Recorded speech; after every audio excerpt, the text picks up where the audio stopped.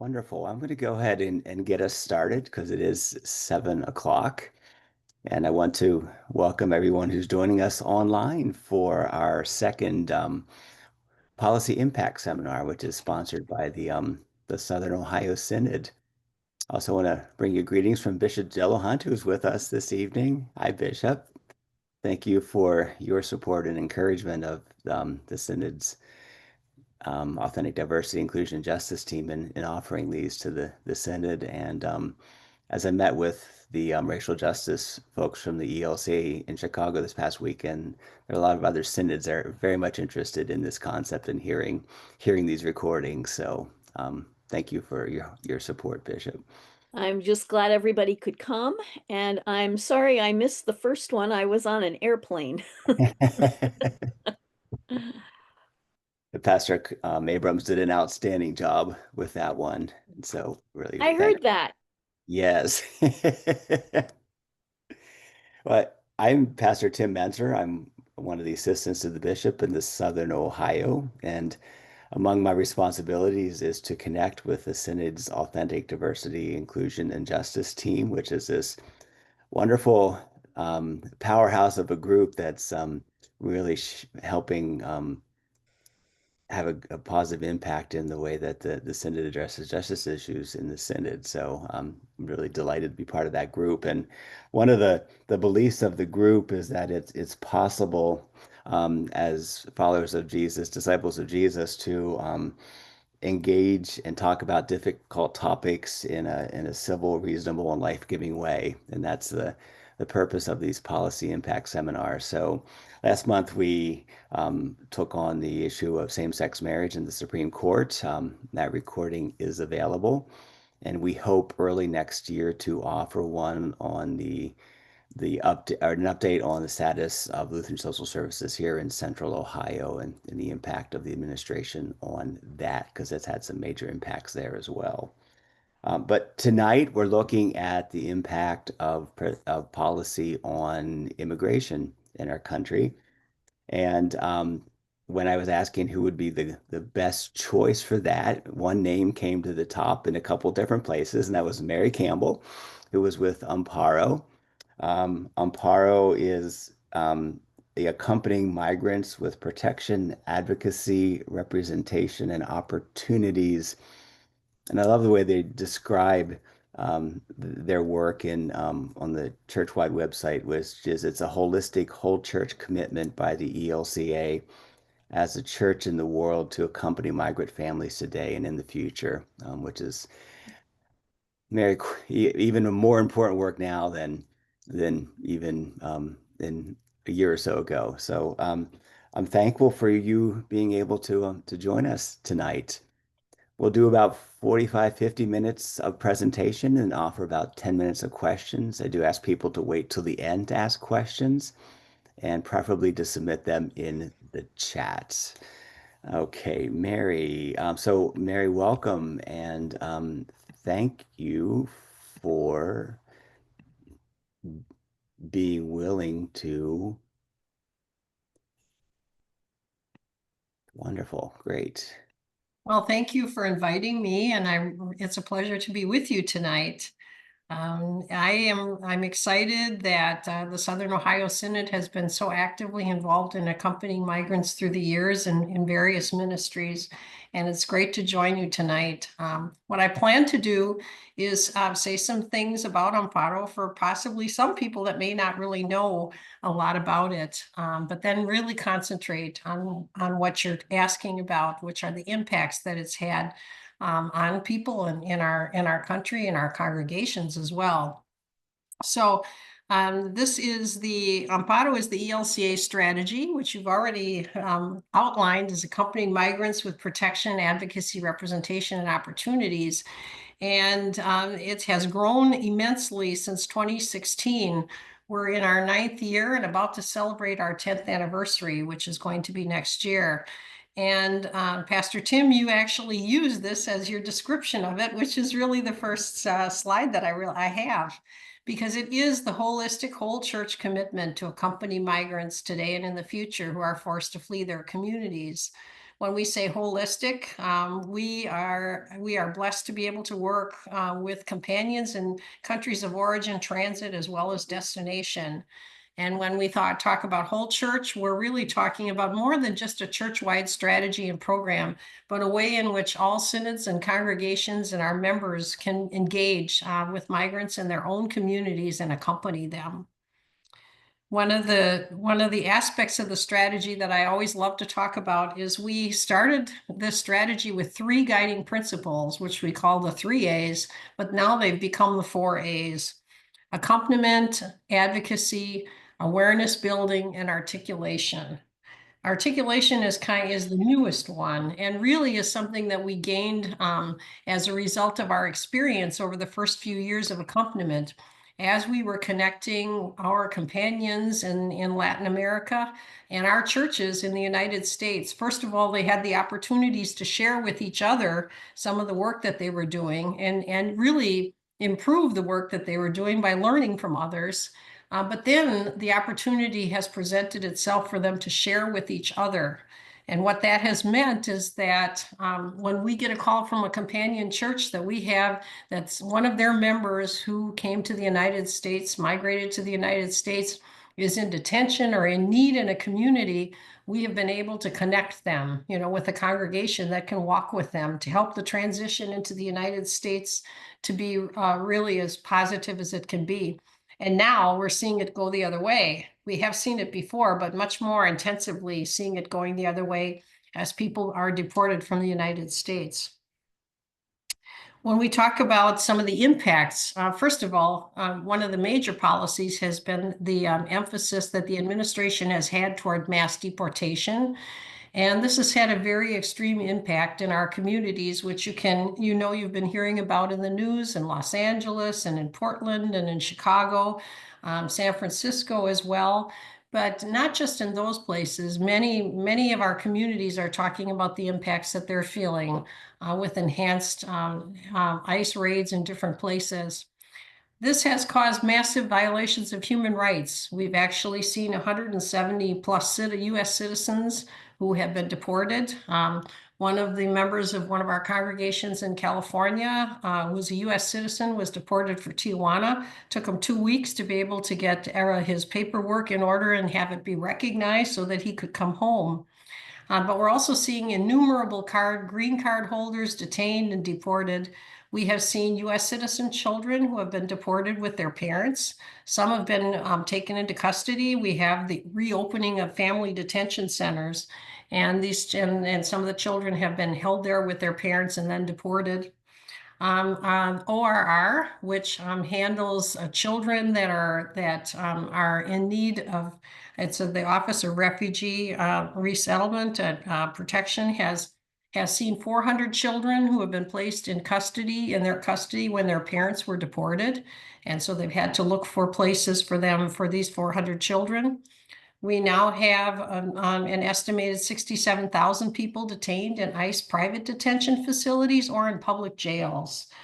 There's 2 major corporations, Civic Corps and GEO, that are involved in private detention across the country, are always lobbying to be able to see detention beds numbers rise so that they can continue to detain more people. We also have 287G agreements that some counties have taken in order to allow detention of people in public jails. I would say that the private detention facilities are certainly offering much less protection than the public jails are, because at least there's oversight on the part of the local authorities on what happens in public jails. There has been an 800% spike in voluntary departures, and this is mainly by those who are detained in detention facilities. When they are given the opportunity to go to court, sometimes those court dates are many, many months ahead, and people just find themselves despairing with the idea that they could remain in detention for such a long period of time, separated from everyone that they know and love. Because one of the aspects of what has been happening recently is ICE has been moving people around very, very rapidly from one facility to another facility. And so it's been very hard for people to even keep track about where people are in their families at different times. The immigration system has had some impacts as well. We have seen lots of people, we've heard of lots of people receiving letters telling adults and unaccompanied children to self-deport, or if they don't, they may suffer some consequences, and even offering them money to do so. And so this would be to abandon any relief that they might have in the United States for asylum and basically self-deport. We have heard of many, many people who have appeared for ICE check-ins and even asylum proceedings, seeing their cases dismissed without their interviews taking place and without hearings taking place, and basically being taken into custody and then very quickly deported. We have seen more than 100 immigration judges fired and replaced with new judges, some of whom are from lawyers that come from the military JAG Corps. And one of the big concerns about that is immigration law is pretty complicated, and for someone to learn how to handle those and to understand it and to make just resolutions is very difficult for people who have not had that kind of training. In fact, one of our own ELCA judges, she's an ELCA member, was in the immigration system as a judge in the court in Chicago and was one of those fired. She's been very vocal about what happened about that, so that's been released, and so and actually she was from Ohio, not from your synod, but she was from Ohio. She was an outstanding immigration judge, as someone who has been able to practice in the courts in Chicago. It was really great to be able to see her there. And one of the next thing that we heard this week was that the administration went into court claiming that Afghanistan is now safe for return. There was a man and his family who were actually in court for an asylum hearing, and the prosecutor made a motion to dismiss their case, saying that there was no longer a problem in Afghanistan, and it would be safe for them to return. We know that the Afghans that are in the United States are still very concerned about what's going to happen to them, as there has not been a really favorable resolution that will keep them in the parole system until their cases are finished. And then there's a whole lot more that never had the opportunity to even present their claims, that are still waiting in various places in the world, and these were Afghans who would have the legitimacy of coming to the United States because they assisted the U.S. government when the U.S. government was engaged there. So one of the responses that we've been seeing all over the country is the revival of the guardian angel programs. We have had programs where we were able to send church people to court to be the physical presence of the church in the courtroom. And now we're seeing this was a program that kind of had to be forced to a halt during COVID when the courts were shut down. Courts reopened again. Many hearings were held on WebEx. And there's still quite a few that are being held on WebEx, but as people are appearing in court more, they have found that court accompaniment is really important. And so again, we're looking at how church people can go into the court system and just be present with people through their asylum hearings and whatever hearings they have. And it's been noted in the ones that have been able to do that where there is a presence of the church in the courtroom, the dispositions are more just, and people are given more time to get the lawyers that they need, and people are given better consideration. So that's a way that it is possible to accompany people in this time through the court process. We have seen many more immigration raids at workplaces. And so what that has meant is that people are afraid to go to work or leave their homes. And so we have congregations that have actually had to help support their members by bringing them food, by offering to go walk with them or to take them in their own transportation, so that they would not be afraid. They wouldn't feel alone as they might have to do medical appointments or some other official business that they need to do. We have seen employers losing valuable long-term employees, and very concerned about that. Undocumented persons afraid to leave their homes. The Labor Department actually commented about 10 days ago that these policies are hurting farmers and impacting the food supply in the United States. So in addition to the changes we've seen around SNAP, we're likely to see more changes as a result of these policies that are brought about by immigration raids at workplaces. One of the other things that's very concerning to everyone is that for those immigrants that have been able to receive employment authorization from the government, these were work permits. They're not getting extensions at this point in time. There used to be the opportunity for people to get an automatic extension on their EAD because it took so long for the government to process their paperwork and get them their green cards.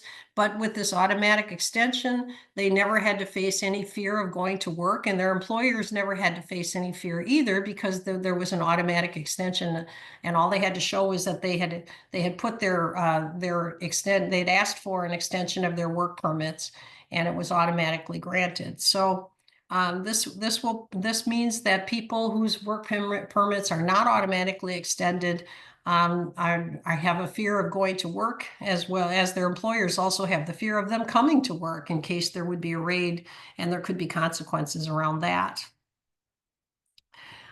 We have another thing that's been very visible have been the ICE raids. Immigration and Customs Enforcement and other law enforcement agencies continue their aggressive immigration enforcement operations across the United States. And we've seen that in Los Angeles and Chicago, and we've seen that in Portland and San Francisco. And as a result of the Supreme Court saying that it was okay, there was the ICE operations in Los Angeles had been profiling people of color. And as a result of this, there was a stay by a lower court, but the Supreme Court said that it was okay to profile people. That means that someone who may have a first language other than English could be profiled as well as persons of color. And so what that has resulted in is many United States citizens who are people of color carrying their passports with them. In fact, I know one bishop that feels that he must carry his passport at all times in case he could be targeted through ICE operations. We have seen immigrants targeted that without criminal convictions. There had been an initial statement by the administration that there would be focus on those people who had criminal convictions, but many of the people who have been detained more recently are not people that have any criminal record whatsoever. I'm not sure that you may know about this, but one of our Indonesian church members in California actually is in ICE custody right now. Her family had filed an I-130 for her to get a green card. She had been attending all of her ICE check-ins. She has no criminal record whatsoever. And in June, she went to an ICE check-in and was immediately taken into custody and has been in that facility ever since. So we have not been able to see her get released. In fact, her church had been doing prayer vigils at the church, but then a couple of weeks ago, on October 11th, there was the opportunity for her synod to come together, including her bishop, to stand outside of Adelanto Detention Center, one of the private detention centers, and ask for her release and pray for all the people, pray for her, pray for Evie and all of the people that were there that are in that detention facility on that day. And the church, the synod, the church continue to follow up to see what they can do to get her released from custody, because it is completely unnecessary in this particular case. So the ICE agents have responded very violently to those, including persecution of religious leaders. We have seen pastors who have been shot with pepper balls. We have seen pastors who have been tear gassed as they have tried to participate in peaceful events. For example, there was outside of the Broadview Detention Center in Chicago, which really wasn't a detention center before. It used to be a facility where people who were about to be deported would pass through on their way to the O'Hare Airport. But now ICE is using this as a detention facility. And there was an ecumenical service that happened there in which pastors and priests came to the facility to offer communion for All Saints weekend to the people who were inside. First of all, they were denied entry. They were not able to do that.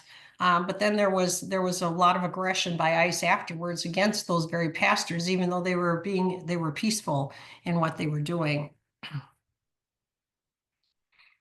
The ELCA has taken a position. We have a statement that on the Supreme Court ruling that allows racial profiling that says every neighbor, regardless of immigration status, deserves the dignity and equal protection under law. Racial profiling of white supremacy is rooted in the sin of racism. So we have that statement that has been made, and we have an ELCA bishop letter that talks about the current state of affairs of Christian nationalism and the way people of color are being profiled, and the lack of respect for human rights that we would urge all of you to consider taking a look at. ELCA Amparo synods and congregations are responding, of course.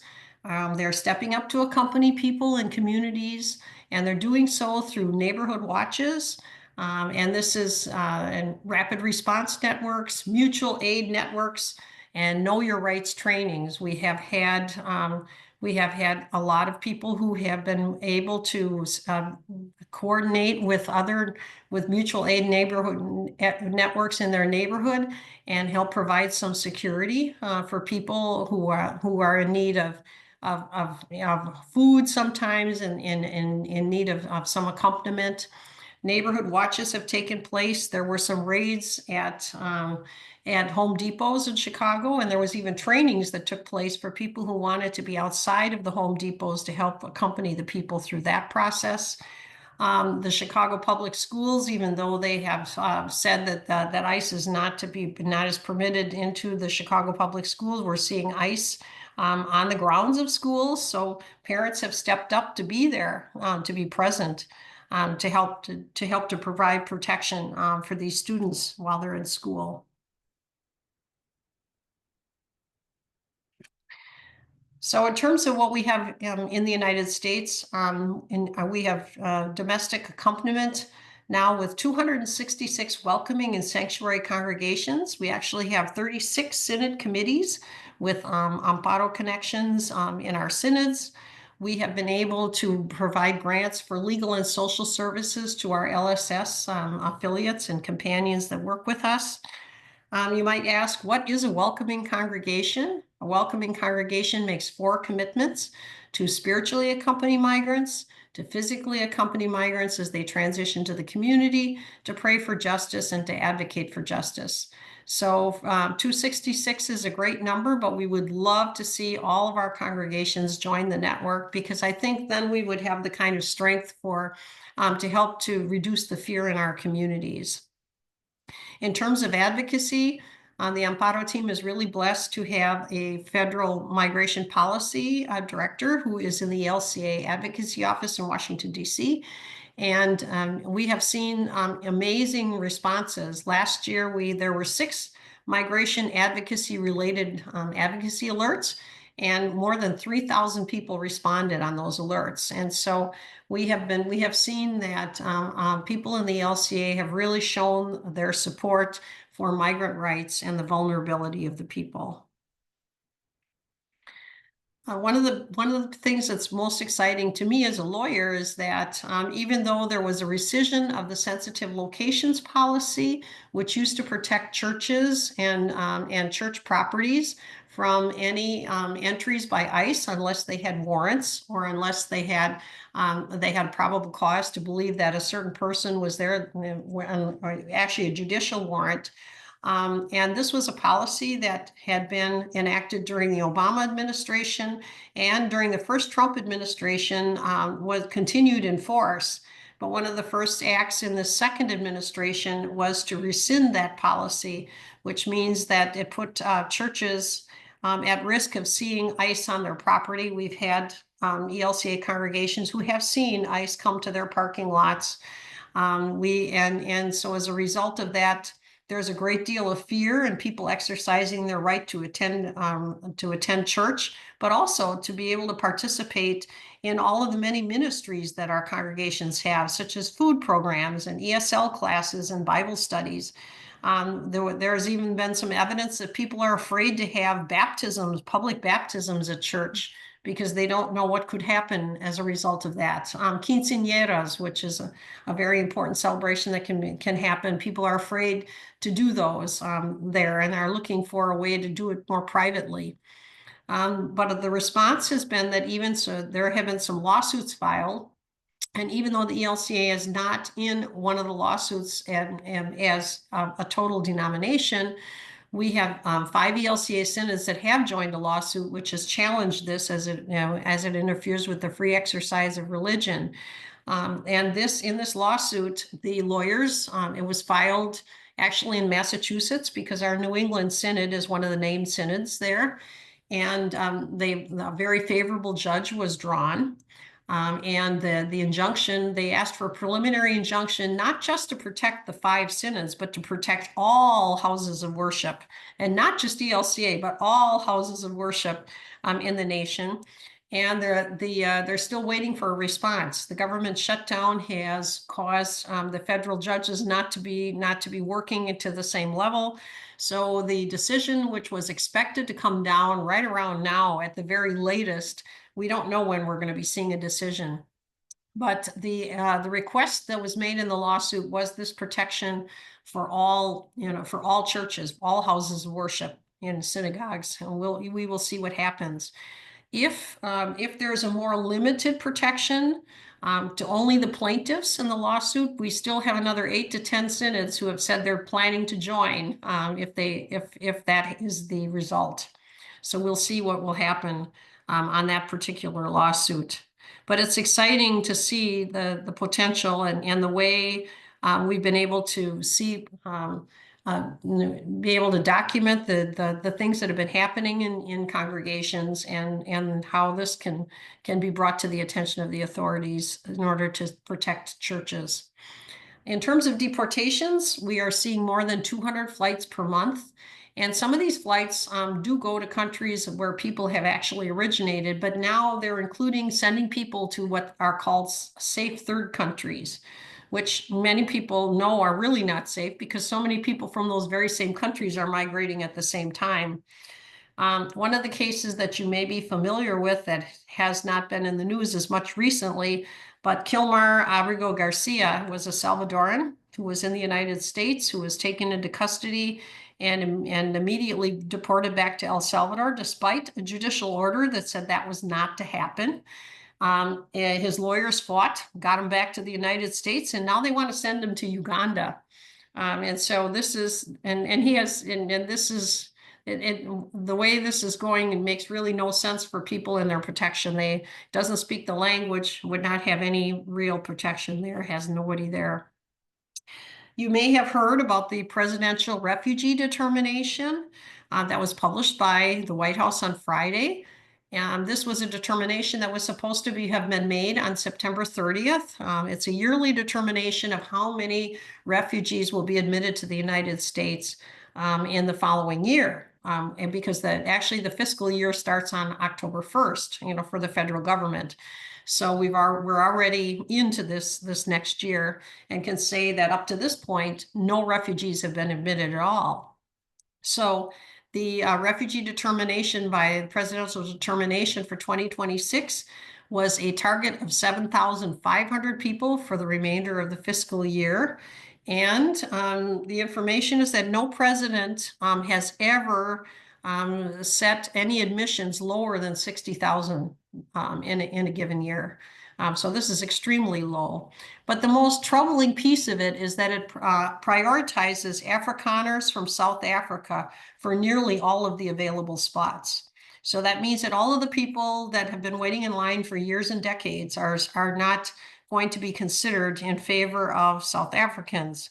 There was an article in the newspaper that was talking about the fact that even though the administration had been prioritizing Afrikaners for a long time, not so many have come to the United States.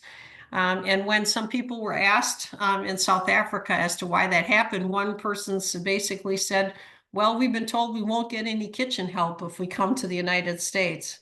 And so that's a very different kind of statement than people who have fled because of conflict and because of human rights violations. There was a failure to comply with the legal requirements to have a meaningful consultation with Congress.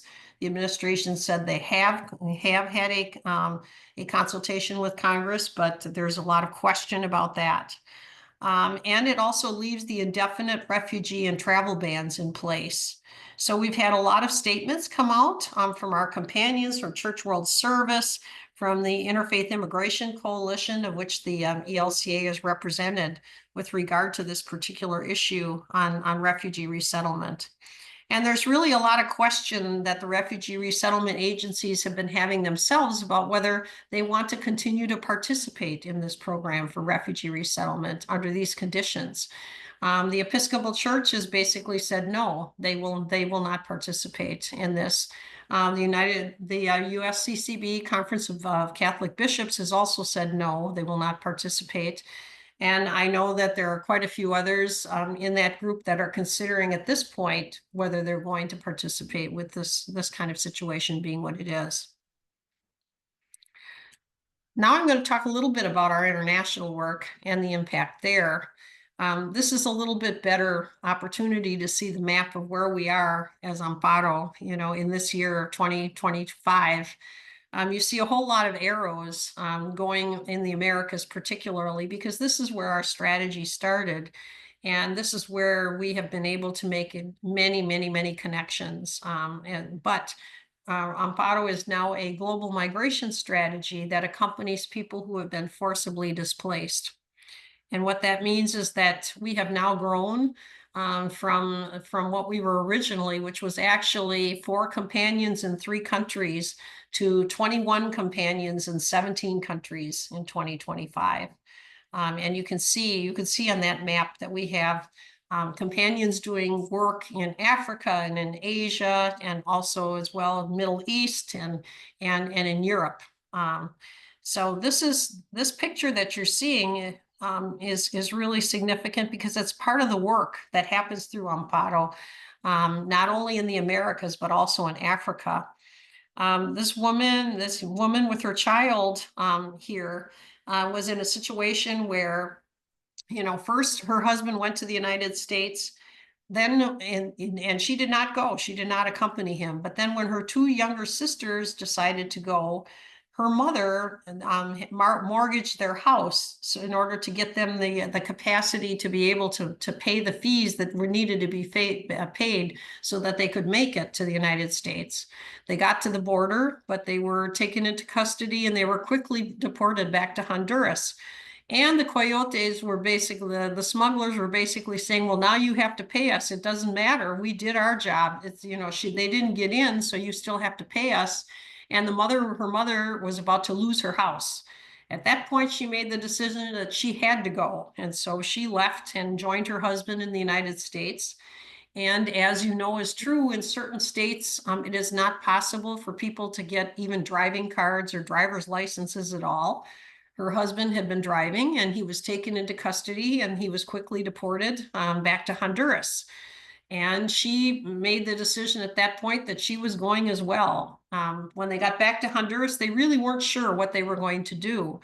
But as a result of the work that happens through Amparo with the Lutheran World Federation, World Service Office in Honduras, they heard that there was an opportunity to get to see whether they could be accompanied through a process of sustainable livelihoods.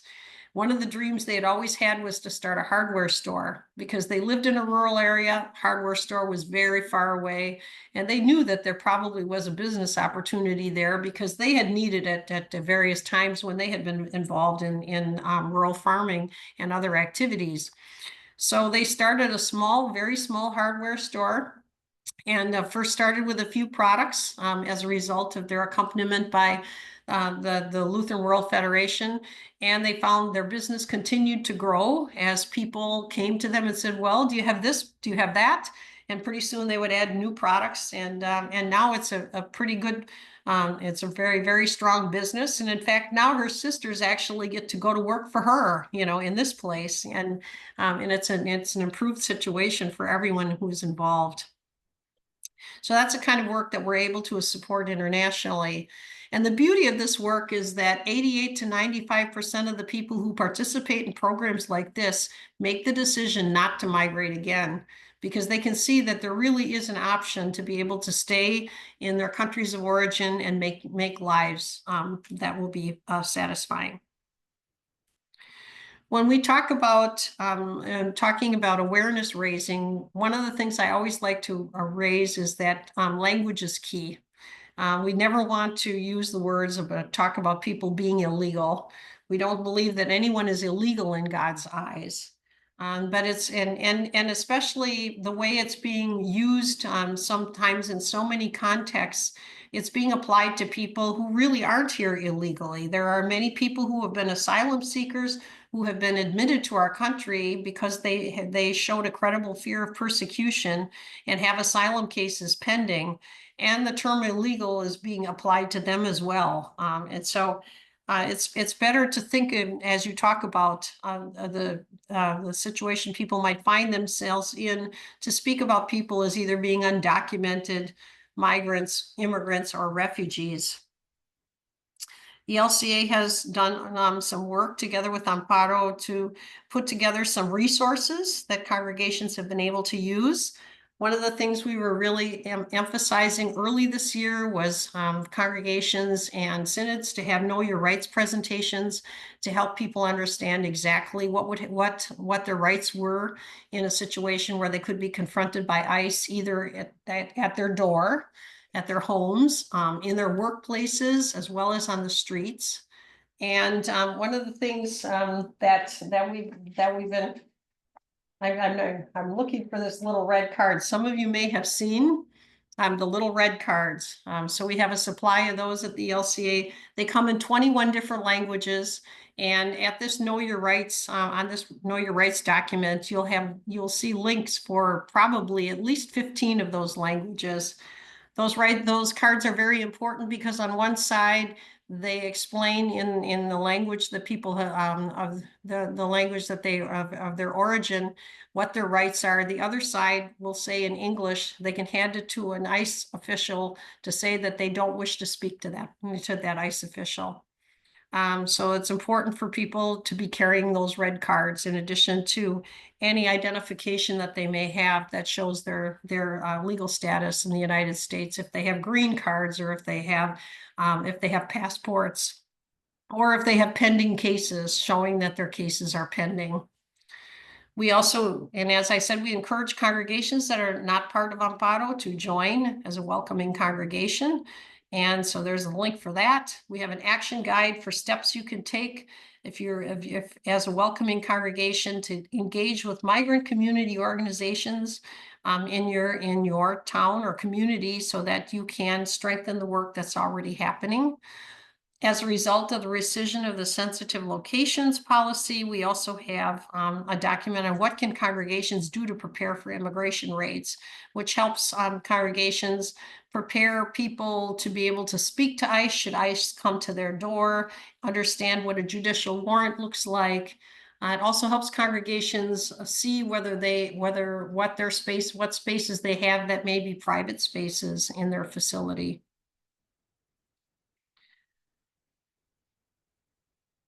Well, another really important aspect is, as we have seen so many parents taken into custody, and there are at least 400 children that are with ORR at this moment, we've been encouraging congregations and to share family preparedness guides with others to be able to help people to be ready to know if parents would be actually taken into custody by ICE.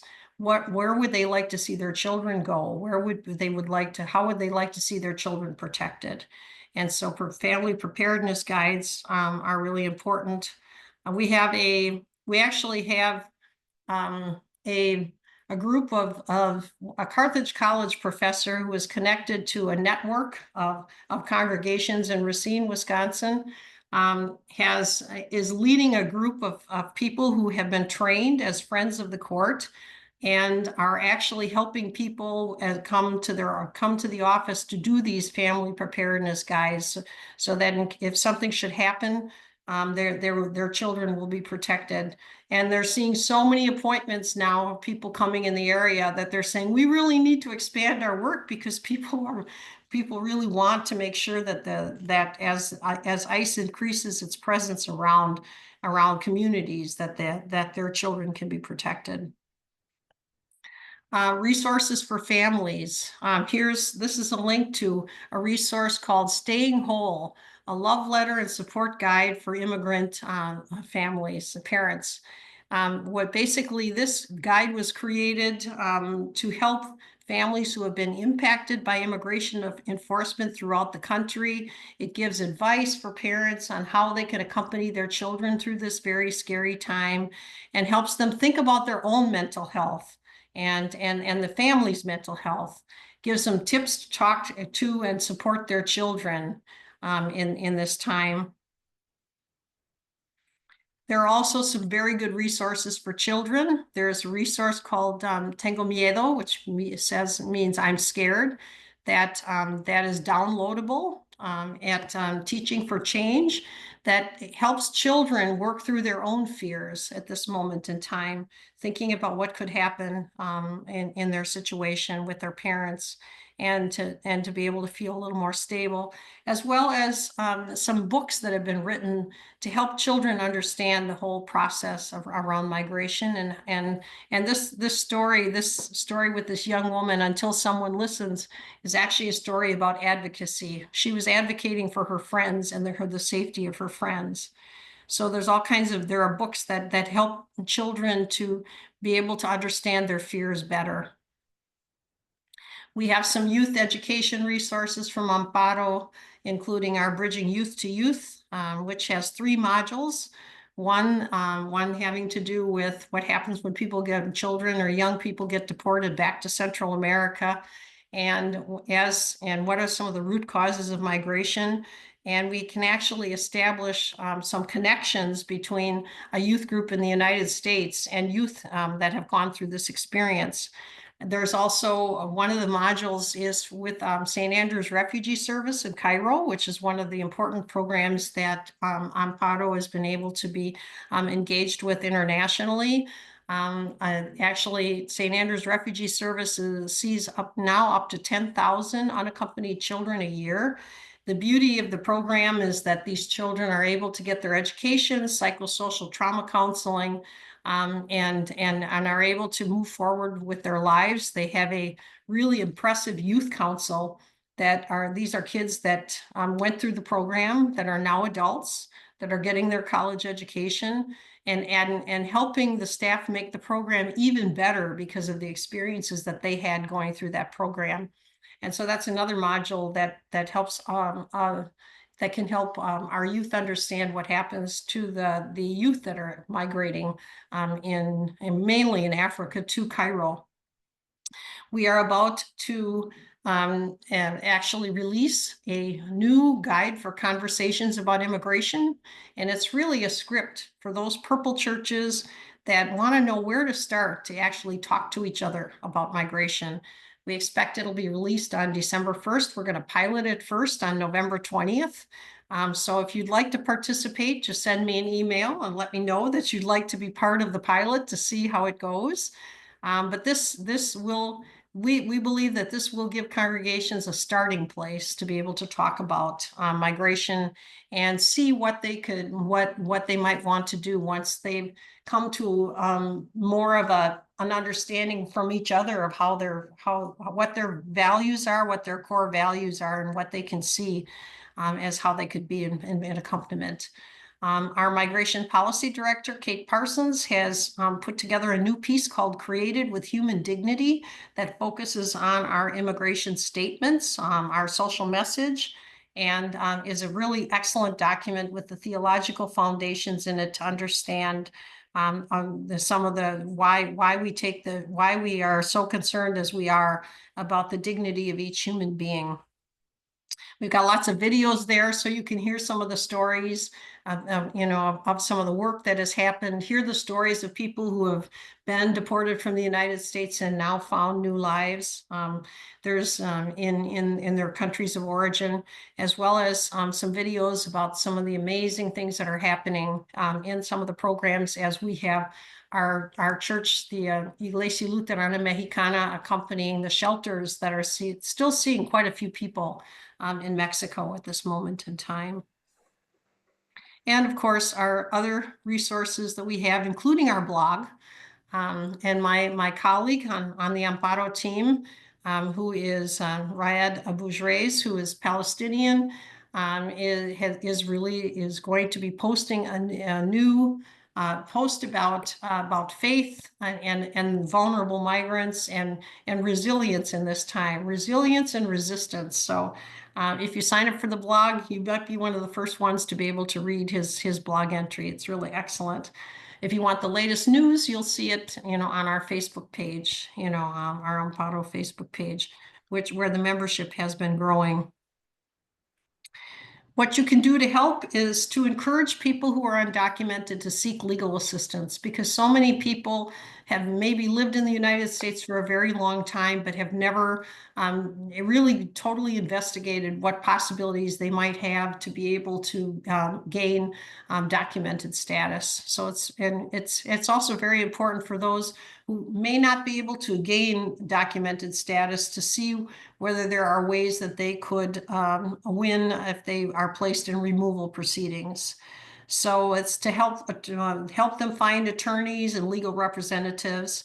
We have the ALA list is a good list. This is the American Immigration Lawyers Association, and they have it. They can sort lawyers by towns and cities and states, so it's possible to see the possibilities for legal counsel in your location.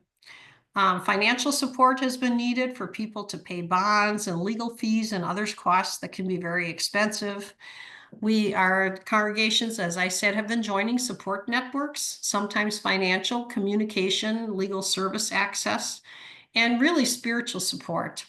There's so much fear at this moment in time that it's really important for people to know that that people in their community care about them.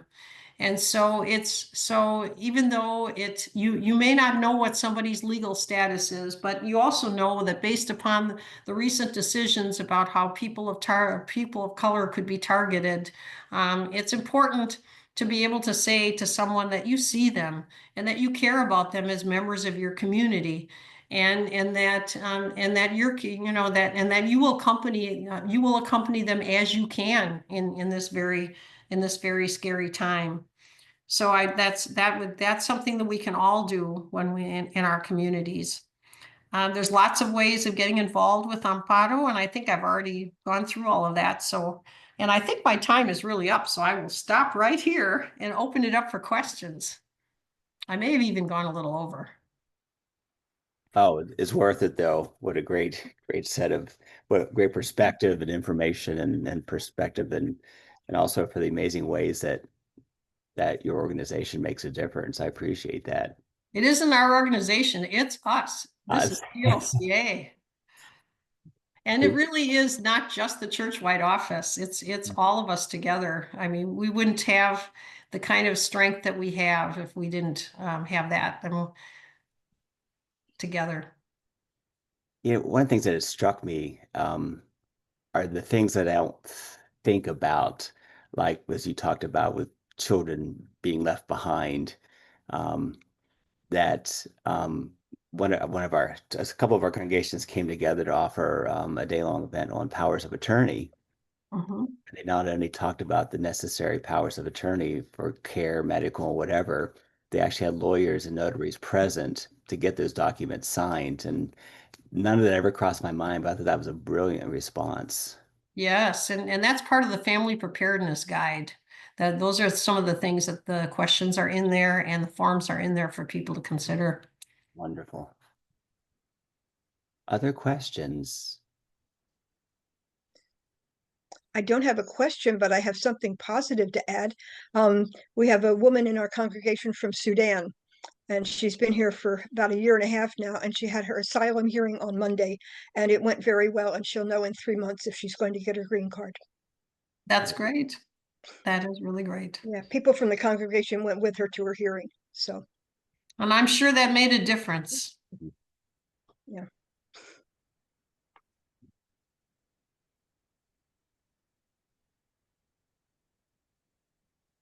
So a practical thing that came up in conversation, I think 2 weeks ago, um, one church was considering in their community handing out whistles to people so that if they see ice coming, is that a good suggestion? And what are the ramifications of someone warning others of ice approaching?